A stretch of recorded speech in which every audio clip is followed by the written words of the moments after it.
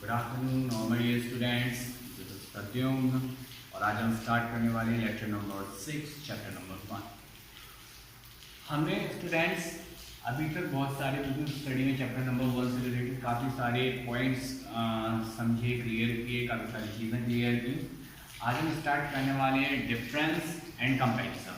Okay, तो students number 1 first topic है economic and non economic activities. Okay, हमें क्या करना है, सबसे पहले डिफरेंस क्रिएट करना है। तो सबसे पहले पॉइंट नंबर 1 पर्पस और ऑब्जेक्टिव। अब बात कर रहे हैं इकोनॉमिक और नॉन इकोनॉमिक। स्टूडेंट्स आपको ऑलरेडी पता होगा इकोनॉमिक और नॉन इकोनॉमिक के बारे में, तो मैं इसको एक बार फिर से क्लियर करता हूँ।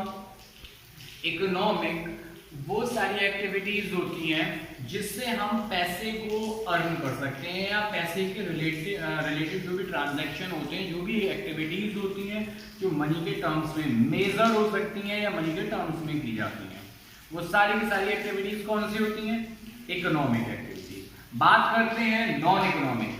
नॉन इकोनॉमिक एक्टिविटीज वो सारी की सारी एक्टिविटीज जो मनी के टर्म्स में मेजर नहीं हो सकती, जिनको हम मनी के टर्म्स में कन्वर्ट नहीं कर सकते, वो सारी की सारी एक्टिविटीज होती हैं नॉन इकोनॉमिक एक्टिविटीज। बात करते हैं पर्पस। तो इकोनॉमिक एक्टिविटीज का पर्पस क्या है कि हमें अपने बिजनेस को स्टार्ट करना है, अपने बिजनेस को ग्रो करना है, भाई पैसे अर्न करने हैं। मेन मोटो यही होता है हर एक इकोनॉमिक एक्टिविटी का।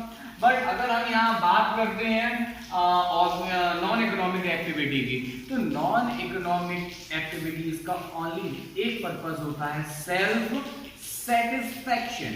ध्यान रखिएगा, हम अपने खुद के सेटिस्फैक्शन के लिए नॉन इकोनॉमिक एक्टिविटीज करते हैं।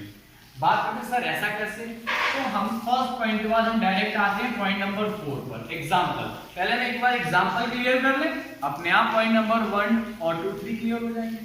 तो एग्जांपल, सपोज द डॉक्टर, ठीक है ना, एक डॉक्टर है, ठीक है, वो अपने क्लिनिक पे जा रहा है, अपने पेशेंट को देख रहा है, उसके एवज में क्या कर रहा है, फीस चार्ज कर रहा है आपसे। It's called economic activities.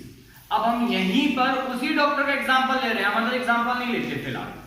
वही डॉक्टर एक गरीब इंसान के पास गया, कोई भी सड़क पे गरीब है, भिखारी, कोई भी हो सकता है, गया उसके पास, या फिर हो सकता है पुअर पर्सन है कोई आया, उससे फीस चार्ज नहीं की, फ्री ऑफ कॉस्ट उसका ट्रीटमेंट किया, उसको medicine the. It's called non economic activities. अब हुआ क्या, पहली एक्टिविटी में डॉक्टर ने क्या किया, अपने पैसे अर्न किए, अपना क्या किया भाई, प्रॉफिट इंक्रीज किया या फिर अर्निंग इंक्रीज की।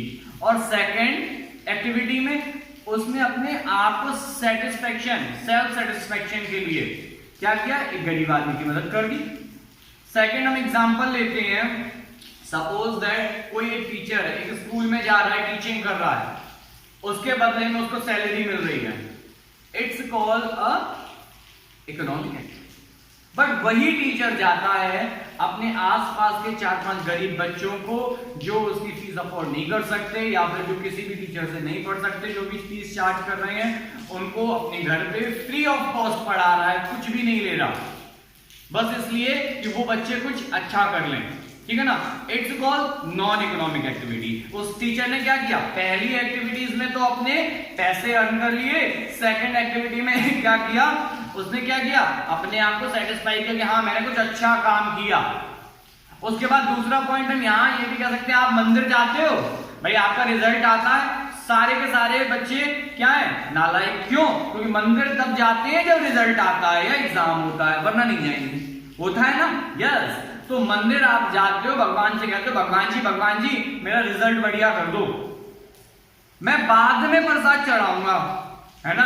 तो क्या हुआ, वहां पे कोई भगवान अपने प्रॉफिट के लिए थोड़े बैठे हैं कि आप आओ साहब हफ्ता वसूली चल रही है ना, नहीं, वहां पर आप भगवान से प्रे करने गए हैं कि मेरा रिजल्ट अच्छा कर दीजिए। It's called non economic activity. यहां पे आपको अंदर से क्या फील होगा, पीस ऑफ माइंड। ओके, तो it's called non economic activity.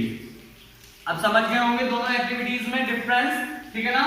Next point है रिटर्न, आउटकम एंड रिजल्ट। भाई रिटर्न में इकोनॉमिक एक्टिविटी में क्या मिलेगा? प्रॉफिट। यस, अदरवाइज हो सकता है प्रॉफिट की जगह जॉब हो तो सैलरी, और अगर वो लेबर है तो वेजेस, यानी कि पैसे मिलेंगे अपने जीवन को चलाने के लिए, अपनी लाइफ को आगे बढ़ाने के लिए अच्छे से। बट अगर ये नॉन इकोनॉमिक एक्टिविटी होगी इस सिचुएशन में क्या मिलेगा हमें? At last self satisfaction. Okay, next type. अगर हम टाइप की बात करते हैं, हमने ऑलरेडी इकोनॉमिक के टाइप पढ़ लिए हैं, बिजनेस, प्रोफेशन, एम्प्लॉयमेंट। भाई यहां भी देखो, हमने बिजनेस में क्या हुआ? प्रॉफिट मिला, प्रोफेशन में सैलरी मिली, एम्प्लॉयमेंट में वेजेस मिली। Okay, clear? टाइप, ठीक है ना? ये यहां तक आपको समझ में आ गए होंगे चारों पॉइंट, आराम से आप लिख सकते हैं, ठीक है ना? अब हम बात कर रहे हैं next point, B point, comparison between industry, commerce, trade. अरे सर ये तो हमने पढ़ी है अभी। बिल्कुल, आप पढ़ चुके हैं। अब हम आज केवल और केवल कंपैरिजन करने वाले हैं, ठीक है ना? उसके बाद बहुत जल्दी आपका ये चैप्टर भी फिनिश होने वाला है, ठीक है ना? तो अब आते हैं सबसे पहले मीनिंग। भाई मीनिंग पता सबको होगा, है ना? लेकिन बच गए ना, क्लास में नहीं बैठे हो ना, अभी क्लास लग जाती सबके सबकी। तो बात करते सबसे पहले इंडस्ट्री। इंडस्ट्री के मीनिंग की जब हम बात करेंगे तो क्या है? कहीं पर हमने कोई मैन्युफैक्चरिंग की, इंडस्ट्री में कहीं भी अपना प्रोडक्शन स्टार्ट किया, तो ये क्या हुआ? समझ रहे हैं ना? मैन्युफैक्चरिंग, प्रोडक्शन कहां होता है? इंडस्ट्री में। तो ये जो वर्ग होते हैं ये कहां पे होंगे? Industry related. बट बात करते हैं हम कॉमर्स की, तो हमने क्या पढ़ा था? Facilitating cost of goods and service, यानी कि वो हेल्पिंग हैंड सर्विस पढ़ा था ना, हेल्पिंग हैंड। तो वो हेल्पिंग हैंड सर्विस जो इंडस्ट्री की हेल्प कर देती है वो क्या है? हमारी सारी के सारे कॉमर्स। अगर हम बात करते हैं ट्रेड की, तो ट्रेड हम भाई अपनी इंडस्ट्री चला रहे हैं, कंटिन्यू कर रहे हैं, उस इंडस्ट्री के लिए कुछ हमने क्या किया? सेल की, परचेजिंग की। तो इस चीज से रिलेटेड भाई हमें क्या चाहिए? रॉ मटेरियल चाहिए, ठीक है ना? तो ये कहां जाएगा? ट्रेड में। समझ रहे हैं ना? नेक्स्ट पॉइंट है स्कोप। अगर हम स्कोप की बात करते हैं तो जो हमने इंडस्ट्री पढ़ी हुई थी वहां पर हमने 3 पार्ट डिसाइड किए थे। क्या किए थे? प्राइमरी, सेकेंडरी एंड थर्ड था ट्रेजरी, ठीक है ना? ये हमने 3 पार्ट यहां डिसाइड किए थे, ठीक है ना? अगर हम बात करते हैं कॉमर्स की, तो कॉमर्स में हमने क्या किया था? ट्रेड, ध्यान है ना सबको, और ऑक्सिलरी इन ट्रेड, यही थे ना हमारे 2 के 2 पॉइंट। और अगर हम लास्ट में ट्रेड की बात करते हैं तो यहां पर किस चीज से आता है? Foreign trade. ध्यान रखिएगा, फॉरेन ट्रेड, यानी कि हमने आपको बताया था ना कि इंडिया की बाउंड्री के अंदर कौन से? इंटरनल, और इंडिया की बाउंड्री के बाहर एक्सटर्नल। तो यहां पर इंटरनल एंड एक्सटर्नल, ठीक है ना? ध्यान रखिएगा। नेक्स्ट है रिस्क। अगर हम रिस्क की बात करें तो सबसे ज्यादा रिस्क कहां होगा? भाई हाई रिस्क इंडस्ट्री। भाई हमने मैन्युफैक्चरिंग यूनिट खोल दी, बाकी मटेरियल सेल नहीं हो रहा, सारा का सारा कबाड़ हो जाएगा, ठीक है ना? तो सबसे ज्यादा high risk industry.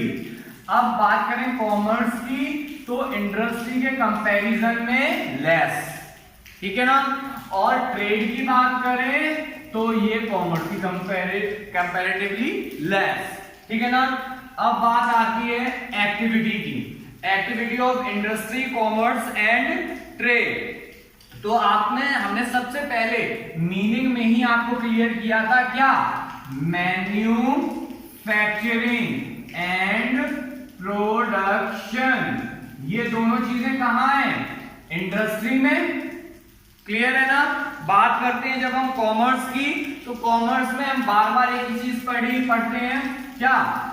Distribution of goods and service, ठीक है ना, यही तो है ना भाई। कॉमर्स का वर्क क्या है भाई, जो भी हमारी गुड्स है या सर्विस है हम उसको क्या करें,